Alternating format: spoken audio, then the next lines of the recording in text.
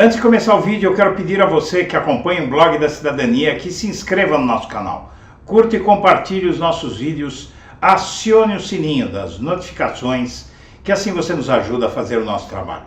E vamos ao vídeo.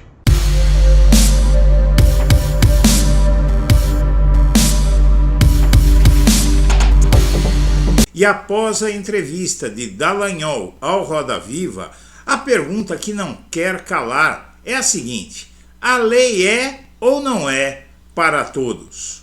Eu sou Eduardo Guimarães e este é o Blog da Cidadania.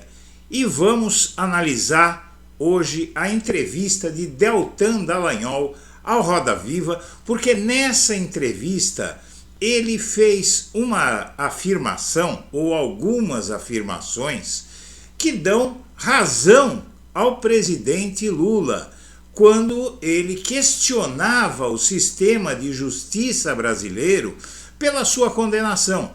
Naquela época, Dallagnol e Sérgio Moro e a mídia e todos os lavajatistas deste país colocavam como fato inquestionável que Lula tinha sido condenado. Tendo sido condenado, ele não tinha o que dizer, o que argumentar, e Lula questionar o sistema que o condenou per si seria um crime. Então Dallagnol deveria trazer para si essa premissa.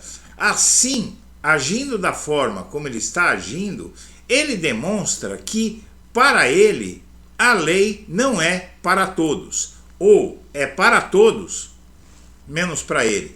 Então eu quero analisar aqui com você algumas matérias que vão mostrar o absurdo da postura de Dallagnol, inclusive no que diz respeito, minha amiga, meu amigo, à defesa que ele fez de Bolsonaro. Ao defender Bolsonaro e o seu governo, o Dallagnol deixou completamente comprovado que a Lava Jato era uma operação política e que Lula foi preso para favorecer o seu principal adversário político, Bolsonaro. Então vamos ver todas essas matérias. A entrevista de Dallagnol ao Roda Viva foi um presente para a sociedade brasileira.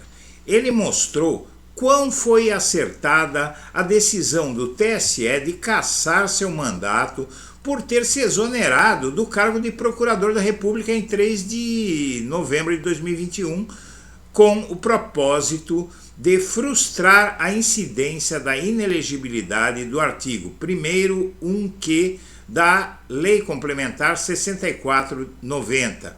Dallagnol tinha 2 procedimentos contra si em curso e outros 15 prontos para serem instaurados.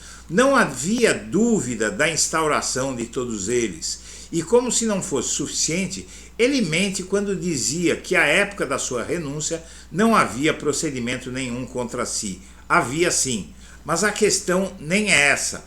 Dallagnol e Sérgio Moro sempre usaram contra Lula a versão sobre ele ter sido condenado amplamente pela justiça, por mais de um magistrado. Além disso, sempre apontaram suas críticas ao sistema de justiça do país como um crime per si, ou seja, criticar o desfecho de um processo nesse sistema judicial que eles pintavam como perfeito seria ilegal. Além disso, como dizia o filme que a Lava Jato encomendou para se exaltar, a lei é para todos, ou não é? Aí você vê o cartaz do filme que, investigado, acabou se provando mais uma patranha da Lava Jato para se autoelogiar, para se projetar e para angariar poder político e financeiro para os condutores daquela operação nefasta. A entrevista de Dallagnol ao Roda Viva acabou mostrando, portanto, que seu eterno bordão de que a lei é para todos não passava de uma exibição pornograficamente explícita de hipocrisia. Demonstrou que ele se acha acima dessa lei e que o que vale para os seus inimigos não vale para ele, legalmente falando. Ora, se Lula foi condenado por mais de um magistrado e em mais de uma instância, Dallagnol foi condenado pelo Conselho Nacional do Ministério Público, pelo STF e pelo TSE, com o detalhe de que, pelo TSE, a condenação foi unânime. Todos os membros do TSE votaram contra ele. Mas o pior não é isso. Acredite quem quiser, Dallagnol diz que seus algozes teriam convicções, mas não teriam provas. Repetiu como sendo vício processual uma premissa que ele usava em relação a Lula. Intuíram que ele seria condenado e que por isso estavam prevendo o futuro. Ora, mas não é isso que Dallagnol e todos os lavajatistas desse país fizeram com Lula ao inferirem que o sítio de Atibaia e o triplex eram dele com base em adivinhações? Ou eles tinham ou têm alguma prova de que as tais reformas nesses imóveis supostamente do Lula foram feitas pelas empreiteiras? Tinham nada, simplesmente inferiam, faziam ilações. Não é o caso de Dallagnol. Ele pediu exoneração do Ministério Público porque cansou de ser super-herói da Lava Jato? Dallagnol dizia que havia 15 procedimentos contra si que ainda não haviam virado investigação formal. Mas a lei não cita essa necessidade.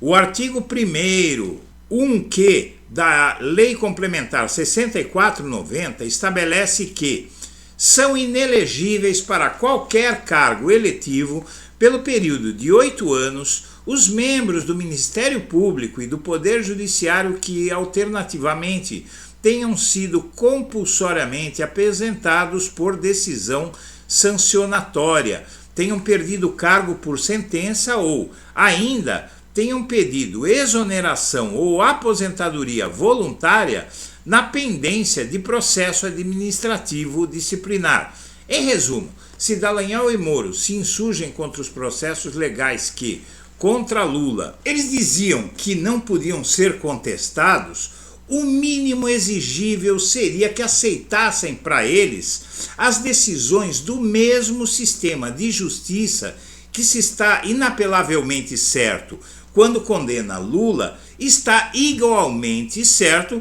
quando os condena. Há que repetir, portanto, minha amiga e meu amigo, ao heróizinho de Curitiba, a pergunta que não quer calar. Afinal, essa lei é ou não é para todos, inclusive para ele e para Sérgio Moro? Minha amiga, meu amigo, eu agradeço a atenção e deixo meu melhor abraço para todo mundo.